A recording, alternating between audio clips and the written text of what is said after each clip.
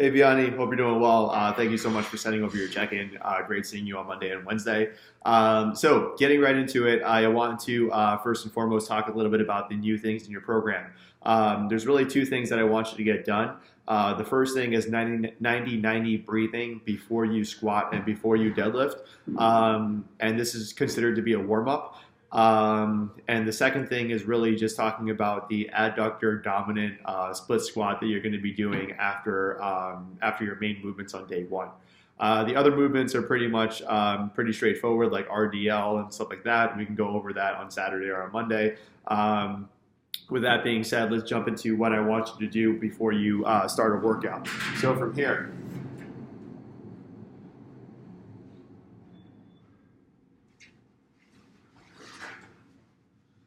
okay, so there's basically two things that we need. We need either a yoga block or a foam roller. Ideally, the foam roller would be smaller. The yoga block is more comfortable because you're able to put this between your legs a lot easier than this right over here. But basically, anything that's around this size would be doable as well. So I'm going to use a yoga block because this is what I personally use myself. So you're going to get a chair. In this case, it'd probably be better for you to use some sort of a bench, like a competition bench or something like that, because that typically is a pretty good height for a lot of people. And then the next thing you're going to do is you're going to sit down or lay down on the floor. So from here, you're going to lay down on the floor. You're going to put your butt a little bit closer to the chair. You're going to lay down and then have the heels be at the edge of the chair, right? So from here, you're going to drive hard into your heels and lift your hips off the ground, right? The main thing here is that you should feel tension build up in your hamstrings, and then from here, you should make sure that your stomach is not tight. You don't want to be flexing hard. You want to actually be very relaxed here. So really place your fingers here to make sure that you're not bracing and that you're not tightening up, okay? Because it's very, very important for you to really focus on just feeling this in two places, your hamstrings and your adductors, which we'll talk about in a second.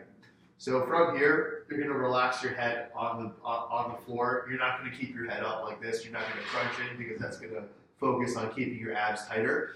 So you're going to relax your head on the floor. You can put like a pillow, not a pillow, but like you can put some sort of like jacket or sweater underneath you if you're comfortable, if you're more comfortable that way. And then you're going to, once you lift yourself off, then going to place a yoga block between your knees, and you're going to squeeze in as hard as you possibly can. So once your hips are off the floor and you're squeezing between your legs as hard as you can, you should feel this in your hamstrings and the middle and the groin, all right? So from here, you're going to breathe in within 2 seconds, so, and then breathe all your air out over 5 seconds like this.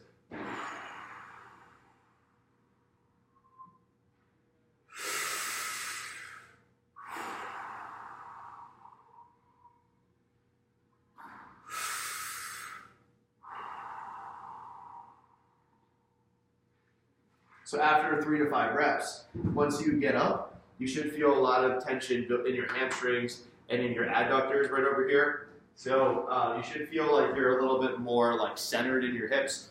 So the adductor, the groin muscles right over here that are responsible for keeping your hips even, basically essentially even out, so that way when you come down to a squat, hopefully we won't shift or anything like that. And so the 90-90 breath is basically called a reset. And the reason why this works so well is because it really focuses the body on not only controlling the pelvis and neutralizing the pelvic position, neutralizing by meaning keep it neutral, not necessarily ending it. So it tucks your pelvis in the way that it's supposed to be tucked. It focuses on adductor and hamstring activation. And so adductor, tucking your pelvis and really resetting everything in that position really does help out a ton with making sure that your stability is on point. So the way that you're going to do this is you're going to do 2 sets of 5 breaths. Remember, a rep of a breath basically means suck in all the air in 2 seconds and breathe out all the air in 5 seconds. Remember, you should feel like your stomach is very, very loose. You should try your best to expend all the air from your body from the pit of your stomach during those 5 seconds, and breathe in very, very quickly while always maintaining tension in your hamstrings, your adductors, and also no tension at all in your stomach. The next thing I want to go over here is the Bulgarian split squat with an adductor bias. As I'm sure you're getting now, the adductor is very, very important with maintaining hip control and stability because the adductor and abductor are both essentially responsible for knees going in and knees going out. So in this type of situation, how stacked your pelvis and your adductors are going to be really heavily dictate how even they're going to be. So your next movement is going to look like this. So Bulgarian split squat means that you're going to be doing the split squat with a foot that's elevated, right? So from here, you're going to get one foot up like so, and then in a regular Bulgarian, your hips are even. You just come straight down into a fully squat position, and then you drive right back on up, right? Very straightforward. Now, the big thing that we want to change here is that we want to turn on the lead leg's adductor. So if my lead leg is my right side, and then I get my left foot up on the box, I want to first and foremost take my back foot or my back hip and then turn it slightly towards my lead leg. Once I turn that and try to get my pocket to face the other leg, I should feel this leg shift into my hip socket. So once I feel this shift into my hip socket, I should feel some tension build up in my adductor. From there, I'm holding the dumbbell on the opposite leg to the front leg. I'm then driving straight down and then driving right back on up. By me driving straight down, I should feel a lot of tension build up in my adductor, hamstring, and quad.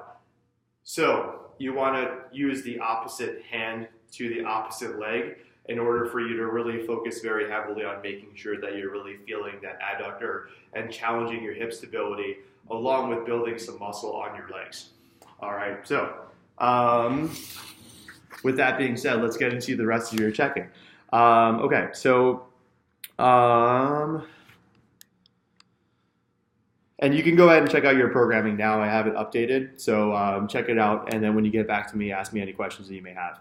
I know that we talked a little bit about stress for the week. Let me know how the app is continuously being successful. I hope that it works out well on all ends. So just keep me posted on how that's going, and if you ever need to go down to training 2 days a week or whatever the case is for a temporary project or something like that, that can always be done. So just let me know. Also, especially because this is a very common problem that happens with a lot of people when they have really busy schedules, is they sometimes try to do all 3 days in a row. So if you have to do that, please let me know ahead of time or as much ahead of time as you possibly can, and then we'll update the program to be there. Thank you so much for gutting it out and coming in to train with me and going to sleep as soon as you sent the check-in. I think that was a good compromise and you did the right thing. I really respect and admire the dedication that you have to this. It really reminds me of myself when I was first starting powerlifting. And yeah, just because the day didn't go as planned doesn't mean that it wasn't a high quality session. And so just keep that in mind. We could continuously increase in weight with the way that we were going before, but that would have meant that we would have had to deal with it at some point down the line. And then we would have had to work yourself up to a very heavy deadlift and then blow it up and then go back all the way to day one. I'd rather blow it up now so that way we can make incremental progressions sooner rather than later, rather than have to wait until an injury happens or an instability happens that flares up a certain muscle or a certain joint. So I think we did the right thing there. I still think it was pretty high quality because we came away learning a lot. So I agree with you in the sense that the quality of the training sessions was a 9 out of 10 at the very least. So I'm very happy about that. I'm glad that you're able to recover within 48 hours. You're not getting enough sleep, so let's see where your sleep is. 5.5. Wow. So let's definitely try to get the sleep better. I'm glad that you definitely took that nap and then went straight to sleep and stuff like that, so thank you for doing that. And then overhead press, dumbbell press, that's fine for repeating in weight and dumbbell press. we're going to graduate to barbell press pretty soon. So, or really going into next week. So I don't anticipate that being a problem to progress in for the next 4 weeks or so. So just to kind of plan ahead in terms of what your programming is going to look like in block 3, that overhead press will likely turn into some sort of incline barbell press, and then by month 4, it'll turn into a touch and go bench press, or a little bit more volume for the bench press. I think we can continue linearly progressing for the next 2 months or so, but we need to throw in a little bit more of benching volume if we want to continue progressions into our intermediate stage pretty soon. Okay, and again, thank you for getting yourself into the gym on day 3. And I'm very, very glad that, again, I'm very glad that this compromise happened for you, because I do think that that was probably the best thing to do, because over time, this is as someone that has done that myself, where like I'll go weeks with like running 5 hours of sleep, and then I feel fine, and then I get my workouts in, and I'm like, oh, this is great. And then by like my 3rd week of doing it, then suddenly my whole body crashes, and then I have to take a deload, and then I waste 2 weeks of training. So it makes sense that your body felt good and was able to provide a good workout for you.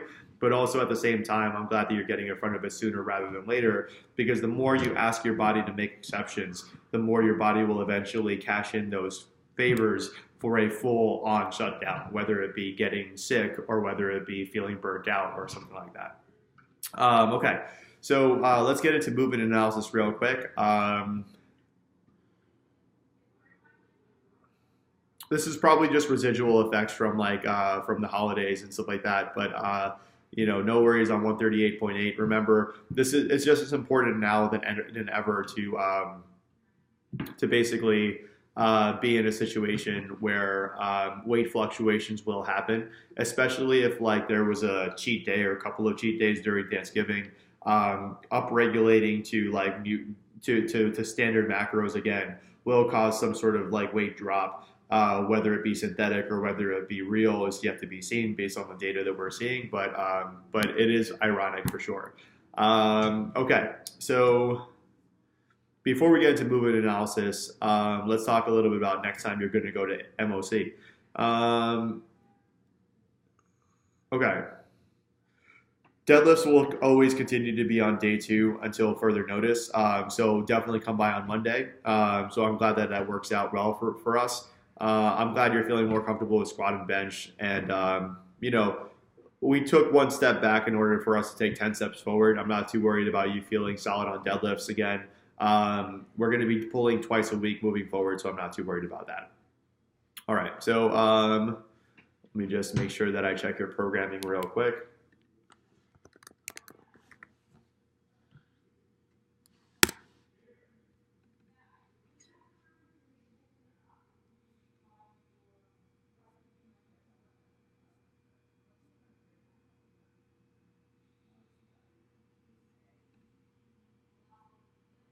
Sorry for the awkward silence here. I'm more so just trying to figure out like where I'm going to be able to put a certain thing that I had an idea about. Okay, so going into block 3, I will likely put in something called like deadlift to knees, where essentially what you're doing is slowing down the motion from picking the bar up from the floor to above the knee and then putting it back down. This is a good way to kind of make sure that we're in control and stable while we break the bar off the floor. I don't think it's appropriate to increase the volume on deadlifts twofold so quickly. So we're going to go with a competition deadlift and RDL combo along with kickstand RDLs. So kickstand RDLs, just to make sure that I'm being clear here, kickstand RDLs are with a dumbbell. So you're going to have dumbbells in each hand. The reason why it's called kickstand RDL is because you're going to stand in a kickstand position. The back leg is soft, the front leg is locked out, and then with those dumbbells, you're going to push your hips back, feel that stretch in your hamstring, and then drive up and squeeze your glutes. This is meant to really focus on the lead leg. So after you do 10 reps there, you're then going to switch it up and then do 10 reps here. Okay, so something to consider. Okay, so with respect to movement analysis real quick, and sorry this is taking forever here.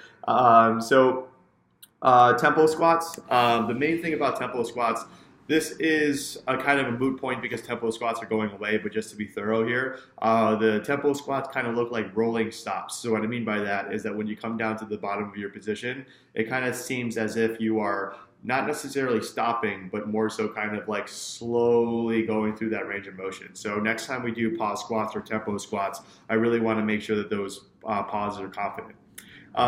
With bench on your first day, my main suggestion would be to repeat the same weight on your next week to really focus on form and function. So what I mean by that is that we are seeing instability off the chest. So there's two things that I want to try to work on. Number one, when we come down, the bar is a little shaky at the bottom of the position. So squeeze your hands as hard as you possibly can and try to sink the bar a little bit deeper into your chest so that way the bar is frozen and stopped in a full position off the chest. And then the moment that you drive off, the second thing we want to work on is making sure that your chest doesn't cave in when you make contact. So really focus heavily on closing your armpits down and really reaching your chest to the bar the moment you make contact. And the moment you drive off, your chest should stay rigid the entire time, okay? So two things to focus on bench. You need to make sure that the stability off the chest is very, very focused. So kind of like what we talked about last time we saw each other, just make sure that you have like your cell phone on the, or actually maybe we didn't talk about this, but the way that I want you to really act is to just make sure that you have your cell phone screen facing up on your chest. Don't do this actually, but think about it, where you have your cell phone on your chest and then the bar is supposed to make contact on the cell phone very, very lightly, okay? Something to consider. And then on top of that, deadlifts. We saw this in person. I eventually, like I said before, I eventually want to give you a 5-second to knee variation, but we are going to attack this first by exploring 90-90 breathing, increasing the strength of your adductors, and increasing the volume slightly with respect to hip hinge exercises, and I think we'll be okay there. Bench on day 3, this was actually much, much better. Bar path and stability off the chest was great and much improved from day 1. So I just think that day 1 was a little shaky with respect to that, but day 3 was much better. And squats, just as a quick reminder, we really want to make sure that we're committing to a faster descent and driving those knees forward slightly. The reason why I'm saying driving those knees forward slightly is because one thing I noticed in the video that I actually didn't notice in person, kind of the other way around of what we were talking about on the first day we saw each other, was that the bar is kind of more so going towards your toes rather than over the middle of your foot. So you're doing a great job reaching back with your hips. You're doing a great job reaching back with your hips and driving those knees forward at the same time. But the rate in which you drive your knees forward needs to be a little bit faster, right? So for example, if I'm here, right, and I'm driving my knees forward very slightly, notice that my back angle is going to be more so over my toes, right? But if I drive my knees forward a little bit more and sit back at the same time, notice that my back angle is going to be more so over the middle of my foot, right? So it's a difference between this and this, all right? I want to make sure that you're using both your quads and your hamstrings when you do this exercise, all right? So with that being said, Vianny, let me know if you have any questions. Sorry this video took forever, but I wanted to make sure that you had a good idea of what you were expected to do moving forward. And let me know if you have any other questions for me, but I will see you on Monday, and then we'll go from there and continue on with this gain train here. All right, so I'll talk to you soon, and have a great weekend.